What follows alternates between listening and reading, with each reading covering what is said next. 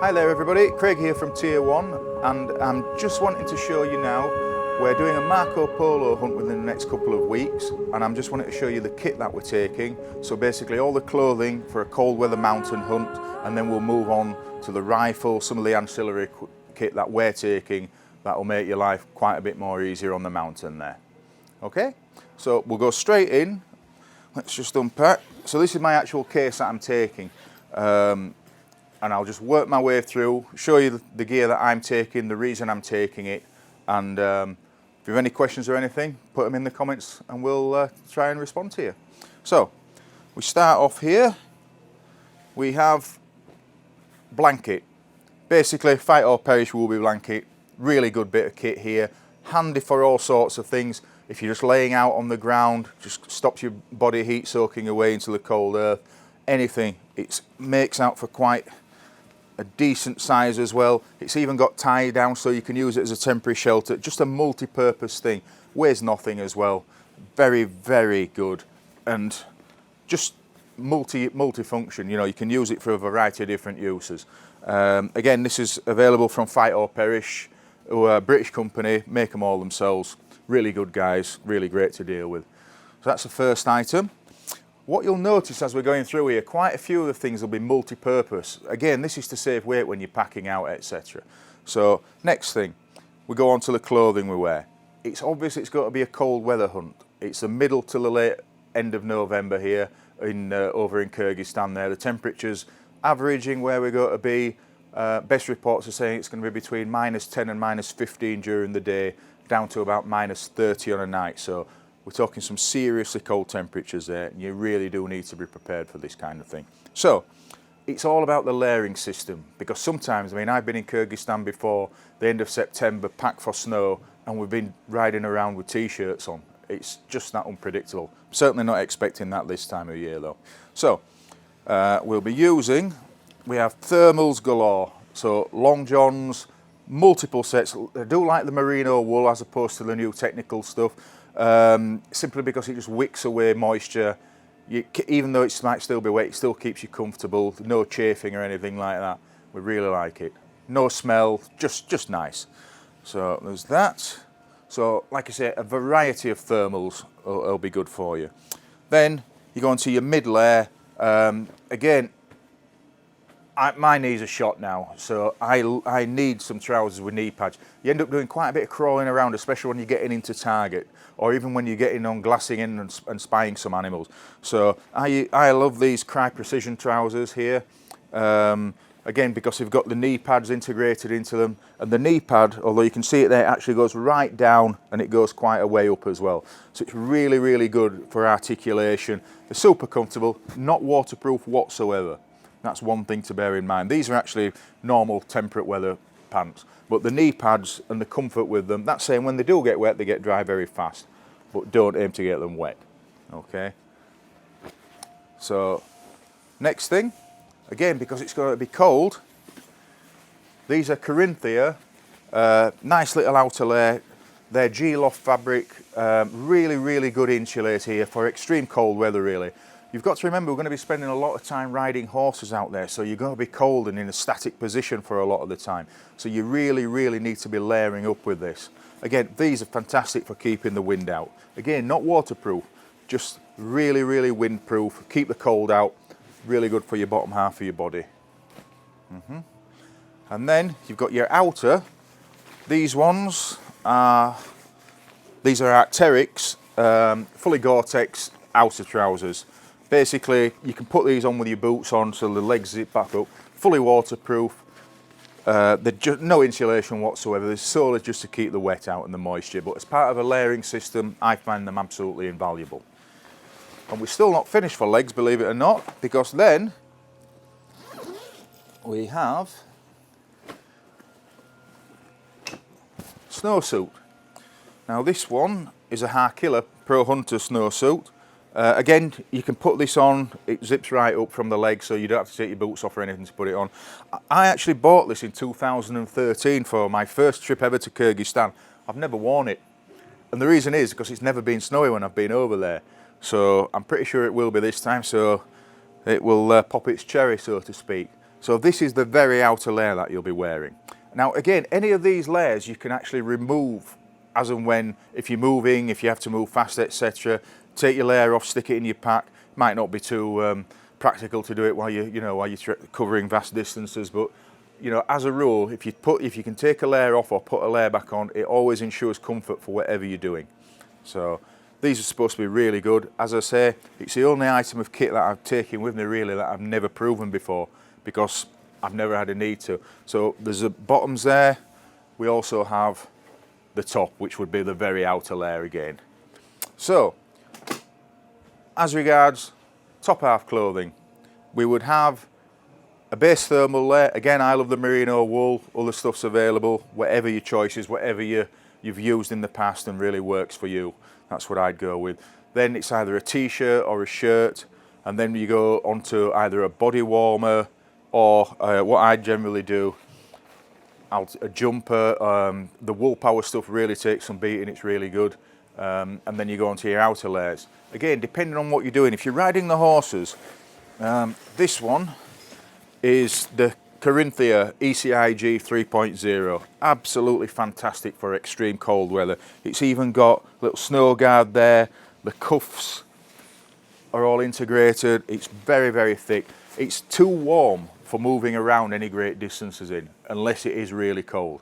This is really for like when you're riding the horses, etc., for static. When you staying in one place for quite a long time, which you do on these hunts, you really do. Again, if you're moving around, again, this is a Carinthia, this is a MIG. Again, very, very good. Even for cold weather, these are very, very good. Not in the same league as the other one, but they're still, they really cut it. Plenty of storage pockets, etc., for your odds and ends. You really need stuff like that. And then, as again, for your extreme outer layer, we'd use the Harkila snowsuit there. These two I've used a heck of a lot, but like I say, the snowsuit, but it's only an outer layer anyway. These are all fully waterproof as well, obviously. You don't want to be wet and uncomfortable because you'll freeze in no time. So that's the outer layers, all sorted there. Then hands. Hands are super important. I don't know about you guys, if you've got cold hands, it makes everything miserable. So what we've got for the hands, I always wear glove liners, always. It just gives you another layer. They're very tactile. Quite often, your hands get so cold, my fingers get so cold, but when I've got glove liners on, it seems to get rid of that. You can't scrimp on gloves, just get the best. I did a lot of research, and I still struggle really to find some supremely warm gloves. The Arctic mittens are good, but they really restrict your articulation. You can't move about so much. So what we settled on this, for this trip, I've actually got glove liners. So just basically, you can get them off Amazon or anything like that. Just thin wool. I think these are merino. And then you go straight onto your outer glove, which I've got Arc'teryx proper winter, well, not mittens these, they do these in a mitten, but again, I wanted the articulation. These are the extreme cold weather. These are actually designed for skiing and snowboarding in Arctic conditions. So again, for when you're riding the horses, should be fantastic. If it's very cold, and what I would do, I've got another pair of medium weather Arc'teryx. These are very thin but very well insulated. I'd actually wear these, so I'd wear the glove liners, then these, and then the outer gloves. And if I get cold after that, then I'm just putting my hands inside my jacket there, because I've pretty much covered all the bases for as much as I can. Now, I'm carrying an old knee injury. I know a lot of people out there, if you've done a lot of hunting, it's very hard on your joints. So I always take a knee brace with me should I need it. Better to have it, not need it, than the other way the saying goes. So I need that. Hat, very important. Obviously all the coats have hoods on anyway, but a baseball cap, anyone's baseball cap, you need a baseball cap. And the reason for that is at this time of year, the sun is always quite low in the sky. And at altitude, I mean, we're looking probably going between 14 and 20,000 feet. But at altitude, there's not a massive amount of cloud there. So you've always got sun beating down on you. And it really pays to have a peak. So you can get your peak down, you can still see. You can still, it makes such a difference. Even if your coat's got a peak on it, take a baseball cap. Really, really invaluable piece of equipment. So neck warmers, again, self-explanatory. You don't want any part of you being cold, especially if you're spending long periods static or on horseback. It's pretty much the same thing. So you need that. That's really good. Then we go on to some more comfort things. So quite often you'll be setting off from camp and you'll go one day or two and you'll set up a spike camp. So you need things for camping out, basically. Again, you need to make yourself comfortable. Now the guys generally will give you, if you haven't got a sleeping bag, bad idea, they'll give you one of their sleeping bags, which is usually, you know, probably down to about +5, no good in these conditions. So get some good kit, but again, a good proper Arctic sleeping bag will cost you £400 or £500. You can actually make do with something. Now this is a Carinthia sleeping bag. I think this one goes down to about -12.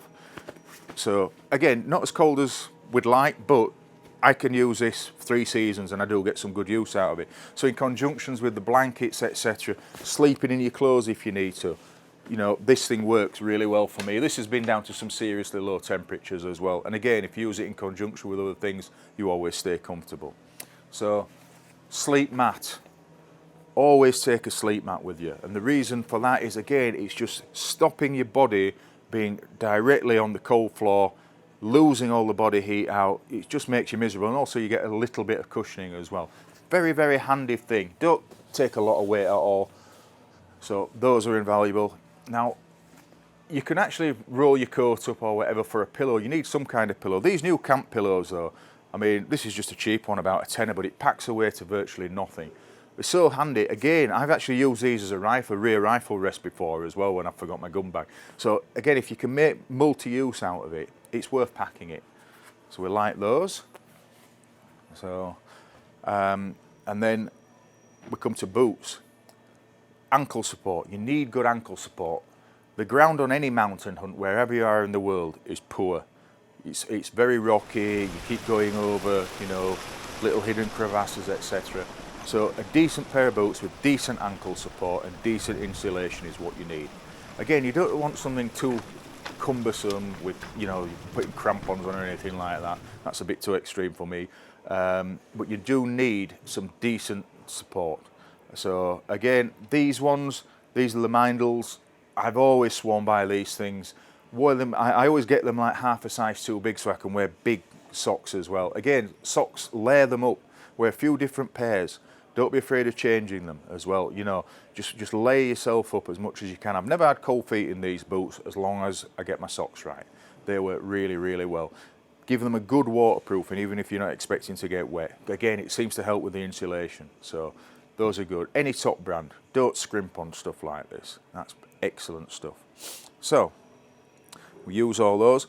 When you're in camp on an evening, again, often overlooked, but it shouldn't be. You don't want to be sat down on the ground ever if you can help it. Again, it takes all your heat out of you. It makes you miserable. The ground's quite often rocky and uneven. It's just not a nice place to be. I always take a camp chair. Now, again, the collapsible thing, packable, like this one. This is a Helinox one. This is a very good one, actually, so it weighs virtually nothing, but it's so comfortable when you sat in it. It keeps you off the ground when you're eating your food, etc. It's just makes a nice environment for you to be in. Again, for the cost of these things, I don't know how much this was. I think this is about £80, £90, but you can get them for about £15 off Amazon, and the only difference is they weigh a little bit more. So just get something like this. For what it is and the room it takes, it will make your life a lot easier. That's that. So that pretty much concludes the stuff you've got to be wearing on your person. Now, obviously, you're taking your stuff going through the airport on this. Hand luggage, what I generally do for my hand luggage, I try to take something functional. So I'll take a pack, you know, a rucksack type of thing, just a small, medium-sized rucksack, and I'll use that for my hand luggage. In my hand luggage, ear defenders. Don't use moderators where I'm going. Some of the countries are different. So I use passive ear defenders. Again, electrically amplify ambient noise, but completely cut out the shot of the rifle. These are invaluable. These are fantastic. I always take those in my hand luggage. Binoculars. Now, handy to have in the mountains is a binocular with a rangefinder function. So I use the new Leicas. Again, because they've got a ballistic calculator in there, and basically boom, ping it, there you go, gives you your range, takes into account altitude, barometric pressure, etc. Everything you'd need, to be honest. These are really, really good binoculars. These are in one of our cases, one of our covers. Again, this is solely to keep the binoculars from bouncing about when you're on the horses, etc. It just keeps them pressed tightly into your body there. Really, really good. Good binoculars. You need good optics for whatever you're doing anyway up there. You're spending serious amount of money on a decent hunt, whether you're going for ibex, Marco Polo, sheep, any kind of thing. So good optics, absolutely essential. So that'd go again. That'd go in my hand luggage. Again, on the subject of range finding, I always take my Kestrel. Again, because this one's the applied ballistics one, so this one will give you, it'll give you again barometric pressure, etc., etc. All the things that binoculars will, but to a little bit greater degree, because this will take into account wind as well if you can get it in the right position to do it. Takes a little bit of learning, but again, you need to be able to do it really. And again, if anything happens to the rangefinder on your binoculars, you've got this. If anything happens to this, when you prefer to use this, you've got your binoculars, you've got redundancy there. Again, you're only going to get one shot, guys, so you need to make sure that your kit bang on point. And there you go. So that works very well as well. Hand luggage, solar charger, and there's your solar charger, and also power pack with all your leads in it for your whatever devices you've got. Again, charging your phone up. You're not going to have a signal up there, but you might want to take some pictures. You don't want to take a camera because it's too much weight sometime. Boom, there you go. Handy, very, very handy. Also worth mentioning, spare batteries. Make sure you take plenty of spare batteries for everything, because the cold will kill batteries in a breath. So don't underestimate that. Now, because you're going to be spending a lot of time out on the mountain there, the sun will be beating down on you, reflecting straight off the snow. Decent sunglasses. Again, you will be miserable without these, without a decent set of sunglasses. Snow blindness, anything, you just, after a while, it just becomes purgatory for you. You just get some of these, any brand. Polarized, very, very good, that's what I tend to use, but you need sunglasses, don't forget them. If you do, buy them in the airport when you land. Just get anything, you need some sunglasses. Again, these are going in my hand luggage. On my trip, because we're actually going for Marco Polo, so we want to make sure the beast that we select to shoot is one of the right quality, age, condition, etc. Sometimes you'll be spotting them at such a distance that you won't be able to see them properly through the scope, so I take a spotting scope. Now, Swarovski spotting scopes, Zeiss spotting scopes, etc. take some beating, but they're big. So for me, I use this, quite an old one now actually. This is an old Leupold Mk5 spotting scope. It's an excellent thing. I think this one goes up to about 40 power, 45 times this one. But it's just lightweight. It's quite a small size. I use it in conjunction with this tripod. Again, just a generic tripod here, so very small, so you can use it. This is the only tripod I'd take on a mountain hunt, by the way, is this kind of thing, just for holding the spotting scope. But then if you want it longer, the good thing about this is you can get it very, very long. So not up to a standing, but you won't need it. Get some good knee pads, be down on your knees there, you can spot anything, and it packs away, as you can see, to nothing. It's just so handy. So certain hunts I'd never bother with this. If you try to select a beast on the hunt of a lifetime, a spotting scope may be good. They are going to take a hammering, so if you get a really good one, just be prepared for that. They do, all your kit takes a hammering on these hunts. And you'll be looking after it until you get a beast within shooting distance, and then everything goes out of the window and you think about nothing else, believe me. So we move now onto the rifle. Again, people say, right, this is a bit that I need to know about. It's not all that gear. If you haven't got the gear right, then you're never going to get into range. You're never going to want to shoot it, because if you're feeling miserable and cold and wet and freezing, then someone will say, "Oh, it's a massive trophy, Marco Polo in front, 200 yards ahead," and you'll think, "Sod it," your head goes down, everything. You just need the right gear, which is why we've gone through that. But once you do get in range for a shot and you do get a chance at the correct animal, you need a rifle that's going to do it. Now, this is my custom Pete Walker built 300 Remington Ultra Mag. This rifle has been with me, it was built for my first mounting hunt on Ibex in 2013 and has been with me every time I've been since then, which is 4 or 5 times now. This rifle's chambered in 300 Remington Ultra Mag, seriously hard hitting round. We've just been to the range this morning and finally got it shooting absolutely perfect with the new load we've worked up for this hunt. It's not extremely lightweight because of the rifle that it is. It's carbon stock, so this probably weighs about 12 pounds, 13 pounds all scoped up. So, but it will take a knock. When I was shooting in Azerbaijan a few years back, one of the horses got kicked, my horse got kicked, fell, threw me off it, I went down the cliff, the horse followed me and bounced over. I still had the rifle on my back. It was this rifle with a different scope on. It got hammered, absolute, and I thought, oh, this is my hunt over now. Dusted it off, cleaned it back up again, it didn't even lose zero. You know, if I've got a very lightweight mountain hunting rifle, I have no doubt I'd have bent the barrel on that gun. But nothing broke on it. It just a little bit battered. But because I picked the right rifle, the right scope combination, the right ancillaries, etc., I was able to do it, and I managed to harvest my beast on that trip. Again, without any loss of zero. I probably went down about 30 foot. Poor horse went down about 200, but that's a different story. But there we go. So, Remington Ultra Mag. This has got a custom carbon stock on it, fully adjustable. I've got a choice of magazines. This is running a 5-round magazine now. This has got the excellent Leupold Mk5 on it. This is a 3.5 to 18 by 44, I believe. So first focal plane scope. Hasn't got a silly reticle in it, not the Christmas tree, tremors, etc. I don't need it for what I'm doing. I need to be able to see clearly a decent wide area. Fully illuminated, parallax adjustable, etc. Zero stop on it, fully dialable. Again, you need a scope really, and you need how to understand how to dial it when you're doing these, because you will be shooting at some serious range more often than not. And you need to be accurate and confident in what you're doing at those ranges. So this is in one of our short saddle monomounts. It's just the strongest mount that we make. I always say to people, for 99% of your applications, the long saddle will do you fine. This is the last 1% that we're doing here. I just want belt and braces, I want everything to be the strongest possible, because I'm expecting to have bumps and knocks about, etc.